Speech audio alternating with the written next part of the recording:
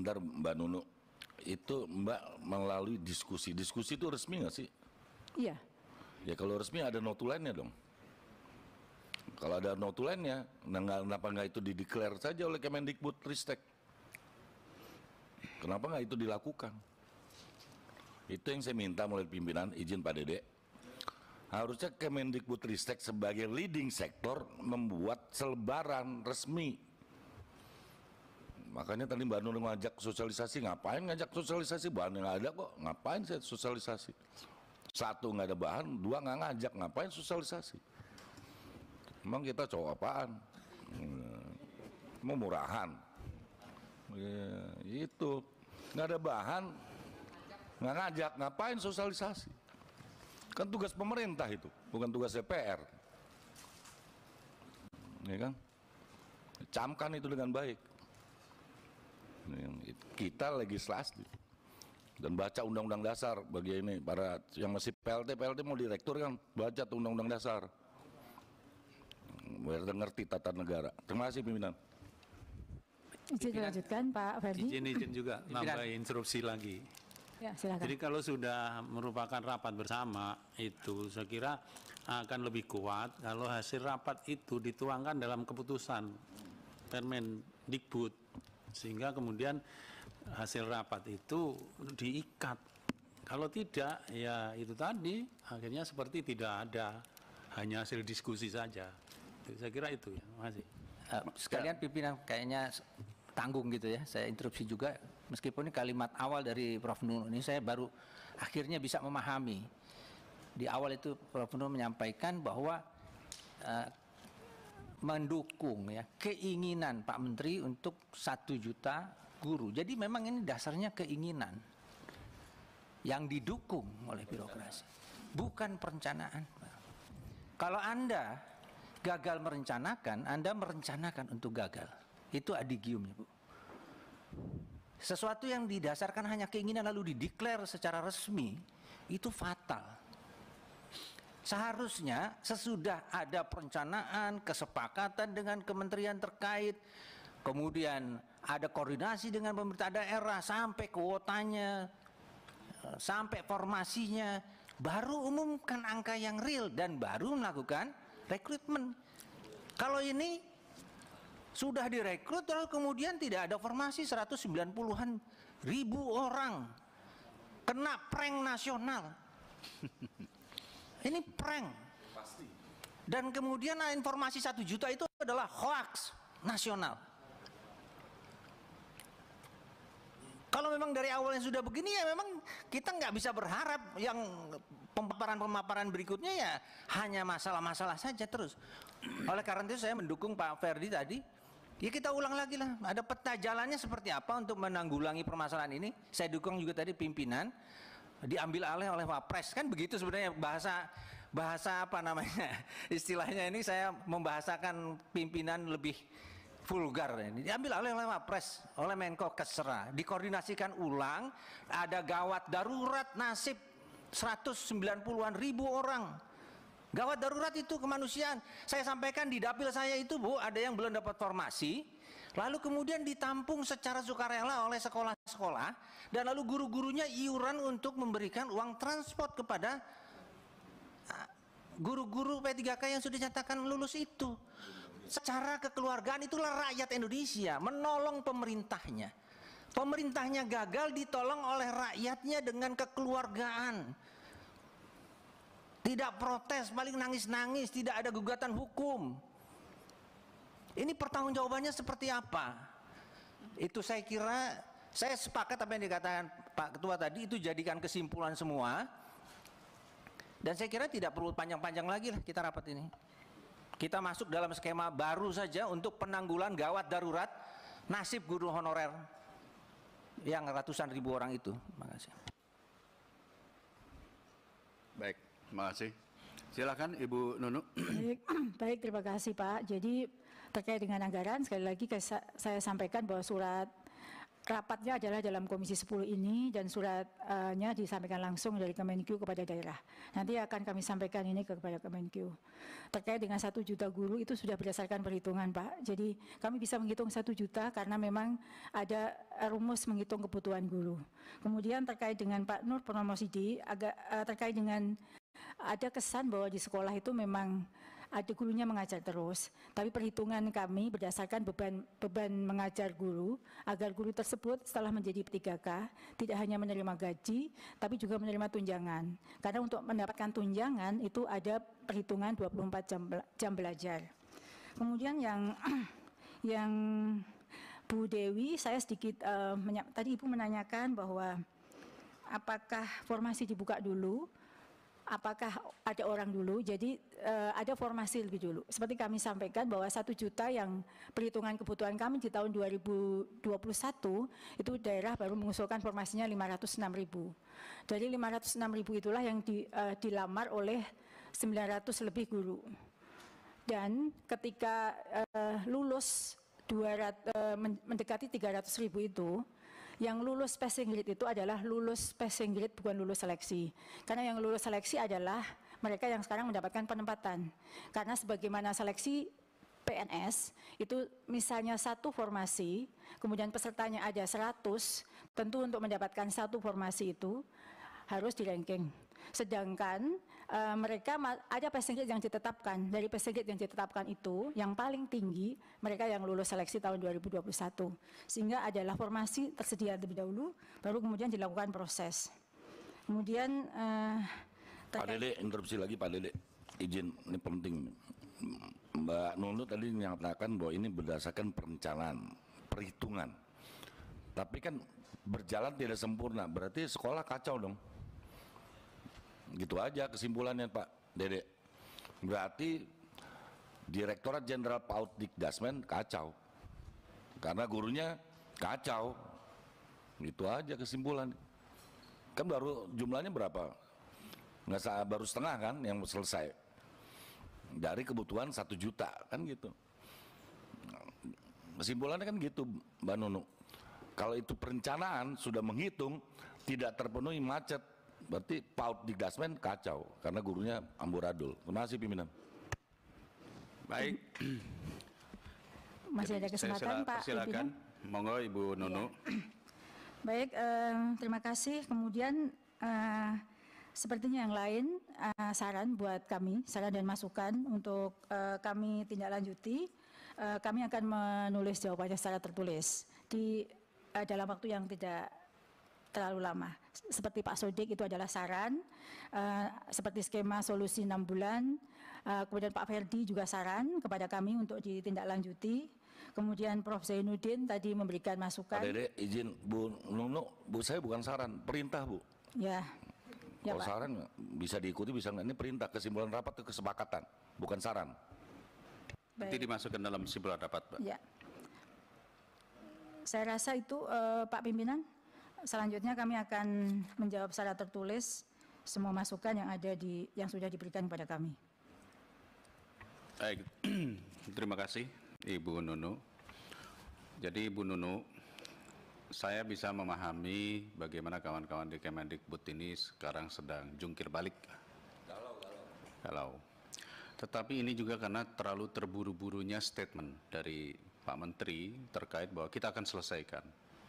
Niat yang baik tidak dilaksanakan dengan sebuah proses kebijakan yang tepat. Itu kalau di dalam teori kebijakan publik itu ada namanya adoption, formulation, dan implementation. Maka yang terjadi adalah tumpang tindih kebijakan. Makanya saya mengapil kawan-kawan ya, kalau misalnya kita jadikan ini emergency, ya, ini adalah kondisi emergency. Maka kita meminta pemerintah untuk segera mendorong atau meminta kepada wakil presiden agar membentuk tim percepatan. Bayangkan ketika ada 153 korban di Kanjuruhan, pemerintah membuat namanya langsung tim pencari fakta. Ini ada sekitar berapa ribu tuh tadi? Hampir 53.000 lebih ya. Guru-guru yang tidak mendapatkan kesempatan dan masih ngantri banyak, menurut saya ini emergency, darurat. Jadi saya akan masukkan dalam kesimpulan. Izin kawan-kawan saya membacakan kesimpulan kita hari ini. Ya, hari ini kita telah melaksanakan kegiatan rapat dengar pendapat Eselon 1 Kementerian Pendidikan, Kebudayaan, Riset, dan Teknologi yang dipimpin oleh Profesor Dr. Nunuk Suryani, PLT Dirjen Guru dan Tenaga Kependidikan, Sekretaris Ditjen Guru dan Tenaga Kependidikan Kemendikbud Tristek. Lalu kedua, Dr. Iwan Sahril, PhD, ya, tapi secara virtual, diwakili juga oleh Sesdirjennya, Pak Sutanto. Kesimpulan saya, langsung kepada kesimpulan, Komisi 10 DPR RI mengapresiasi penjelasan dari PLT Dirjen GTK Kemendikbud Tristek mengenai perkembangan seleksi guru ASN P3K tahun 2021 dan penjelasan skema seleksi GTK P3K tahun 2022 dengan bahan paparan sebagaimana terlampir.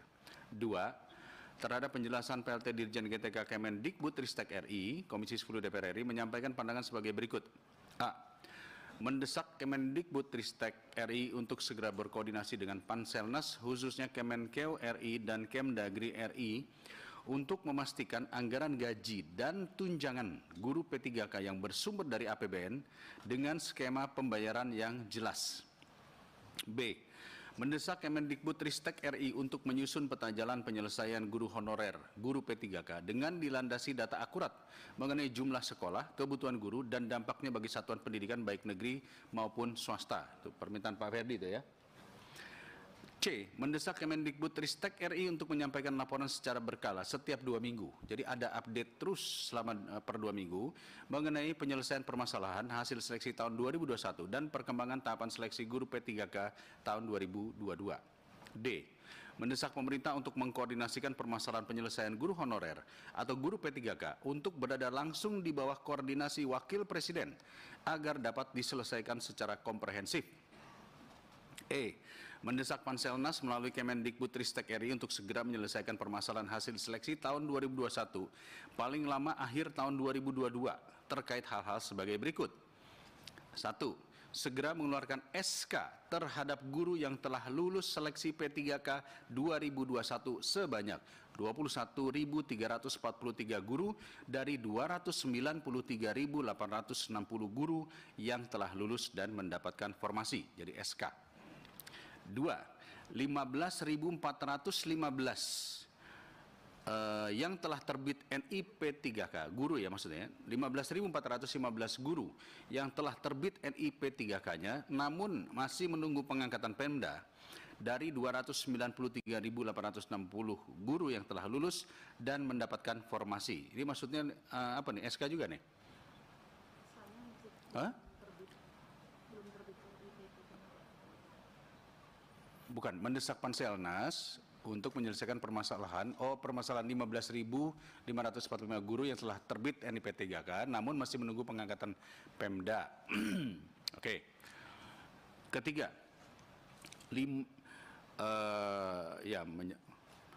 menyelesaikan 5.312 guru dalam proses verbal berkas untuk penerbitan NIP 3K dari 293.860 guru yang telah lulus dan mendapatkan formasi verbalnya ya. 4. Menyelesaikan 193.954 guru pelamar prioritas 1 yang lulus passing grade namun belum mendapatkan formasi untuk mendapatkan formasi dan SK, khususnya sejumlah 28.876 guru yang lulus passing grade dan belum ditempatkan karena masih belum tersedianya kuota formasi atau kebutuhan bidangnya. 3. Komisi 10 DPR RI mengharapkan jawaban tertulis terhadap pertanyaan yang disampaikan oleh anggota Komisi 10 yang belum terjawab paling lambat 10 November 2022, termasuk disajikan flowchart atau skema penyelesaian untuk 6 bulan ke depan. Ya.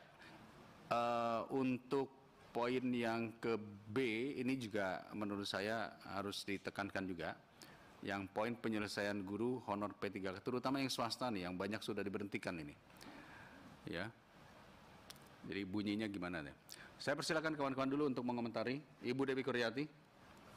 Oh belum ya. Ini saya butuh yang tadi. 4. Hah? 4, coba lihat 4. Nomor berapa, Bu? 4. Karena masalah di Bengkulu itu adalah sudah lulus passing grade tetapi belum punya formasi karena pemerintah daerahnya tidak mampu membayar tunjangan. Nah, itu kan juga bermasalah. Jadi harus ada solusinya. Dan mungkin bukan cuma di Bengkulu, itu dimanapun seperti itu kejadiannya. Ya, itu masuk di 2 ya kayaknya ya. Mendesak Kemendikbudristek untuk segera koordinasi dengan Panselnas, khususnya Kemenkeu RI dan Kemdagri untuk memastikan anggaran gaji dan tunjangan guru P3K. Jadi masuknya di situ, Bu. Tambahan kan gini, Ya, ini kan ada 169.000 yang lulus tapi belum dapat formasi. Terus kemudian yang 41.892 tidak tersedia formasi. Ini juga perlu penyelesaian ini. Di situ belum masuk. di poin berapa, Pak? Belum ada poinnya itu. Yang 41.000 ya. 41.892 itu ada kebutuhan tapi tidak ada formasi. Ini Oh, yang tidak lulus ya, yang tidak lolos ya itu ya. ya tidak lolos, ini tidak lolos padahal ada kebutuhan kan gitu. Kemudian Lolos yang tapi ada 13.000 itu nomor 4 kan. Namanya yang nomor 4 itu ada yang tersedia formasi dan 13.000-nya tidak tersedia formasi. Saya kira ini rumusannya seperti apa ini? Ini juga yang harus diselesaikan. Nah, ini kan dari P1 disuruh P2 dan ada P3. Timeline-nya itu kalau yang dibuat di laporannya Prof. Nunu ini paling akhir Desember, betul kan? Tapi saya dapat laporan dari yang bersangkutan, guru honorer, masuk sistem dia diperintahkan untuk ikut tahun depan. Ya. Nah, ini diperintah oleh sistem ketika dia daftar. Jadi timeline yang benar yang mana? Ya, sih. Jadi yang ini yang tidak tersedia formasi ya, 41.000 ya. Coba silakan ditambahkan itu, di mana itu? Saya daftar juga, koreksi Pak Dede. Yang 24, 24876,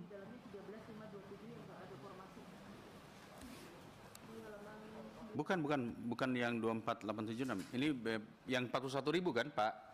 Ya, Yang- itu 41.000 perlu koordinasi dengan Pemda Ya, betul. untuk dapat diangkat pada seleksi berikutnya. Ini itu 41.000.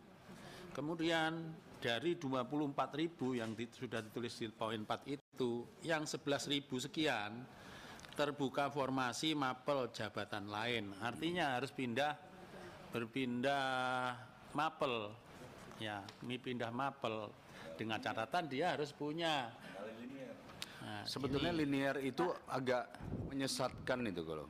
Karena Prof, masalahnya slotnya yang penting. sebelah sini bukan berpindah mapel belajar baru, tapi yang linear dengan ijazahnya. Seperti saya sampaikan, dulu ngelamar guru SMP IPA, jadi guru SD, padahal sekarang dia guru SD sebenarnya, gitu loh. Jadi sama-sama IPA bisa jadi guru kelas SD atau guru SMP. kemudian yang 13.500 ini. Ya itu yang memang belum ada formasi. Ini kan Yang oversupply itu, Pak, yang 13.000. Ya, tidak ada formasi ini. Tapi bukan berarti tidak bisa masuk ya, artinya kebutuhan guru kan tiap tahun ada yang pensiun dan ya sebagainya, mereka ada. bisa masuk. Tapi bukan tahun ini, Kang Dede. Ya, baik. Berarti yang tahun ini yang 41.000 ini, Bu. Ya. Jadi kalau 41.000 mungkin rekomendasinya mendesak Kemendikbudristek berkoordinasi dengan Pemda untuk menyediakan formasi untuk 41.000. Ya. Sebetulnya saya yakin Kemendikbud ini surat edarannya nggak dianggap sama Pemda, Bu. Ya. Makanya tadi kita usulkan ini naik ke Wapres. Karena saya tahu kawan-kawan di Pemda juga mengatakan kita duitnya dari mana, kan kira-kira gitu. Bukannya mereka nggak mau ya, mereka tidak punya anggarannya. Nah, kalau Wapres yang mimpin, maka Kementerian Keuangan akan diperintahkan untuk menyiapkan anggaran tambahan. Itu sebetulnya kunci utamanya di situ. Tapi ini dulu, Pak Jainuddin sudah oke ini? Masuk ya, 41.000 ya. Yang lulus passing grade dan belum ditempatkan masih belum tersedianya kuota penelitian dan masing-masing melakukan koordinasi dengan Pemda. Timeline, soal timeline gimana itu? Timeline itu masuknya di Peta jalan aja Pak. Saya boleh memperbaiki sekalian Pak untuk peta jalan itu kalimatnya. ya. Perlu dibuat peta jalan yang lebih pasti, termasuk alur penyelesaian masalah dan waktu. Jadi yang tadi yang bicara oleh Mbak Nunu Tanggil itu juga nanti diberikan, nggak apa-apa tahun depan. Bagi rakyat itu butuhnya kepastian, bukan ya. bonen-bonen, rebo-senen. Jadi 2023 itu gelap, Pak. Iya. 2024 pasti, Pak. Jadi itu yang jadi Pak Dede, jadi dalam konteks peta jalan itu dibuat kita rinci, termasuk alur penyelesaian, terus kemudian pendanaan, terus kapan selesainya. Itu harus dibuat, dan itu resmi dikeluarkan oleh Kemendikbudristek Dikti sebagai leading sektor. Soalnya berani apa enggak? Ya. Jadi yang di poin B itu ya, tambahannya adalah mendesak Kemendikbudristek untuk menyusun peta jalan penyelesaian guru honorer yang pasti dengan timeline alur penyelesaian permasalahan dengan dilandasi data akurat mengenai jumlah sekolah, kebutuhan guru, dan dampaknya bagi satuan pendidikan baik negeri maupun swasta. Pak Janudin di situ posisi timeline itu, Pak. Jadi dikeluarkan timeline kita bulan sekian sampai bulan sekian adalah ini, bulan sekian sampai bulan sekian adalah ini, gitu. Ini peta jalan ini, Kang Dede, apakah harus diingatkan gitu? Artinya dari awal itu ada koordinasi dengan pemerintah daerah.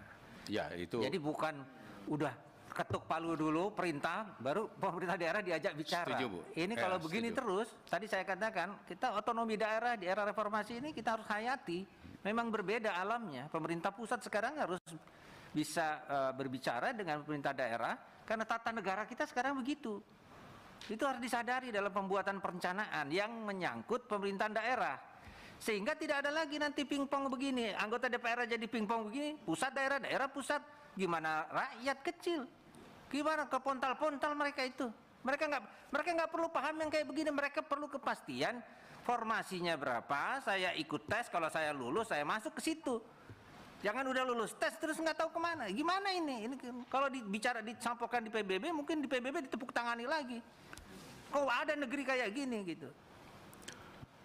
Ya, Makanya baca Undang-Undang Dasar Negara Republik Indonesia tahun 45. Itu. Gini, maksudnya usulan dari Pak Kamal itu adalah di poin B ini harus kita tambahkan. Jadi mendesak Kemendikbudristek RI untuk menyusun peta jalan penyelesaian guru honorer dengan pasti bersama-sama dengan KL lainnya dan pemerintah daerah.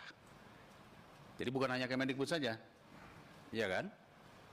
Dengan KL lainnya dan pemerintah daerah, ya. Nah, dengan timeline alur penyelesaian dan seterusnya. Begitu Pak Kamal ya. Alurnya juga Pak, alur. Jadi alur itu gini, alur penyelesaian. Jadi kalau tahapan yang misalnya tadi 14.000 kata Mbak Nunu tadi itu selesai apabila gitu. Jadi ada yang bisa selesai, ada yang bisa lanjut, ada yang bisa berhenti dulu kan gitu. Ya alurnya. Itu ada kan alur? Ya. Alur. Ketua. Kang Dede. Pak Ketua. Ya Bang Saya dulu Andreas. mau biar tidak terputus. Oh ya, oke Pak Janudin. Jadi kalau saya berharap 193.954 itu sebagai Baik. guru pelamar P1 sesuai dengan timeline yang dibuat Prof Nunu halaman 18, yaitu 193.000 itu ya selesai tahun ini. Jadi bukan peta jalan perpanjang Desember. Iya tahun ini Desember halaman 18. Tahun ini kan yang 41.000 saja Pak yang harus diselesaikan nih. Dari 193. Iya, tapi semua proses yang terkait 193.000 ini memang ada dua kategori ya. Ya, yang tidak lolos. Yang tidak tersedia formasi, baik yang terdapat kebutuhan dan yang tidak. Ini semua itu diselesaikan Desember. Karena bunyinya ini loh, pengangkatan 193.954 guru passing grade 2021. Kemudian pelaksanaan penilaian kesesuaian. ketika pelaksanaan seleksi tes. Nah, ini nomor 1, 2, dan 3 itu asumsinya Desember siap kementerian. Siap nggak ini, Bu? Seperti yang tadi Pak Ferdi sampaikan, Pak, ada yang bisa yang 41.000 ini tidak bisa tahun ini. 41.000 tahun ini. Tidak bisa tahun ini. Tidak bisa tahun ini. Ya. Ini. Ini begini, Ya. begini. Nah, ini juga Begini, harus jelaskan. Pak Jainuddin, memang kalau kita paksa beliau saat ini pun, ini kan harus koordinasi dengan Pemda. Iya. Tapi sebaiknya memang kita meminta adalah mendesak yang P1 ini diselesaikan, tahun ini diselesaikan apapun caranya. Tetapi kalau timeline, memang itu harus dijelaskan, karena timeline itu jelas, mau bulan Maret, mau bulan Februari, mau bulan apa, tapi jelas outputnya. Ya. Ini beliau ini saya yakin pasti mau ngirim surat edaran atas nama PLT Dirjen pun juga nggak akan dianggap oleh daerah. Daerah ujung-ujungnya nggak ada duitnya, makanya Nah, itu. harus kita angkat ini pada level yang lebih atas lagi, Pak. Pak Andreas. Ya, kalau bicara timeline kan sejak awal sebenarnya. Ketika Pak Menteri dulu juga menyampaikan ini kan sudah ada timeline sampai dengan tahun ini, tahun depan. Nah, saya kira sekarang kan kita menghadapi banyak kendala-kendala yang terjadi dalam. Saya punya keyakinan benar-benar bahwa Kemdikbud pun ingin menyelesaikan masalah ini secepat-cepatnya. Dan dari tadi kan Ibu menjelaskan, saya lihat betul bagaimana detailnya penjelasan itu. Tapi kan kendalanya itu kan ada di tiap titik ini. Ya, di 2 titik besar yaitu daerah dan juga kita duga keuangan kan, itu kan 2 titik persoalan, dan secara administratif ada di PAN atau di BKN, BKD juga di daerah, dan itu yang kita temukan, memang itu yang kita temukan. Sehingga kalau di poin 2 itu kita kembali kepada rumusan ini, saya kira mendesak supaya berkoordinasi dengan daerah supaya secepatnya membuat itu timeline mana yang kita bisa selesaikan lebih dulu. Seperti yang tadi sudah, tahun ini kita selesaikan apa gitu, tahun depan kita selesaikan apa yang sudah bisa dihandle langsung oleh Kementerian Kemdikbud Ristek gitu. Sehingga dengan demikian teman-teman guru di bawah ini kan butuh kepastian yang mana yang handle yang mana gitu, mana bagian yang Kemdikbud Ristek bisa langsung melaksanakan, mana yang ini harus koordinasi dengan daerah gitu. Karena kita perlu transparan, terbuka, mana yang bisa kita lakukan, mana yang tidak, dan mana yang perlu koordinasi yang dipercepat. Sehingga tadi seperti yang Pak Ketua sampaikan, kalau ini kita bicara dengan Ibu PLT kan, kalau tidak bisa kita tarik ke atas gitu. Kalau perlu kita langsung bicara dengan Presiden. Ini sudah, Pak, di poin D, Pak. Wah, jadi kalau Pak Andreas sudah bisa langsung dengan Presiden, siap kita. Iya, masalahnya Jadi Pak kan Andreas siap membawanya ke kita bawa. Ini Kenapa yang saya enggak kok? Soalnya ya, Buktikan. hal-hal kecil aja kita, ini kita. Saya masih baru bawa ke Wapres ini. Bapak mau bawa ke Presiden tuh sudah tepat itu. Ya maksud ini masalah karena orang kan nunggu ini, nunggu Saya belum penyelesaian. punya presiden, Pak. Ya, saya yakin Kenapa? Presiden Kalau sudah akan mentok terkejut di itu Pak mana-mana, Andreas. siapa lagi yang menyelesaikan masalah ini? Baik. Saya yakin Presiden akan terkejut itu. Justru itu gitu, itu gitu. Ya karena apa? Karena kan kita lihat sendiri bagaimana apa mentoknya persoalan ini gitu. Artinya dalam tanda petik ya mentok ya. Kita yakin masih bisa. Tapi kan ada kendala-kendala yang tidak bisa terselesaikan, yang saling lempar gitu. Kita ini kan juga sama-sama kita dapat berbagai macam keluhan, ya omelan dan minta untuk diselesaikan. Tapi kan tiap instansi ini punya kewenangannya masing-masing gitu. Sehingga ya akhirnya ya siapa yang harus paling tinggi yang bisa menyelesaikan persoalan ini gitu. Sehingga kalau menurut saya Pak Dede, ini kan upaya sementara yang kita lakukan. Mana yang Pak Ibu dan kawan-kawan di Kemdikbud bisa laksanakan, ini kita laksanakan. Mana yang perlu koordinasi bikin timelinenya, kita bicara lagi di sini kalau tidak bisa. Sehingga kalau tidak bisa kita lari ke yang lebih atas. Saya kira itu, Pak. Baik. Tapi kalau bisa yang melarikan jangan dari kita, Pak. Karena kita bawa pansus saja mentok. Jadi kalau bisa pemerintah, Pak Menteri melaporkan kepada Presiden, kita punya emergency case. Gitu. Oke, saya kira. Jangan Ibu Dirjen, kasihan Ibu Dirjen nih. Ya betul. Ibu Dirjen Dan terima kalau perlu kasih. dilaporkan ini Bagaimana di dalam dengan rapat. PLT-nya? Hah? Ya orang masih PLT gimana mau berinisiatif, Pak? Soal itu kan soal menyampaikan ini kan Baik. bisa apa? Jangan kita dukung Bu, kita dukung untuk selesaikan ini secepat. Baik, terima kasih Bang Andreas. Poin-poin lainnya cukup, kawan-kawan? Silakan.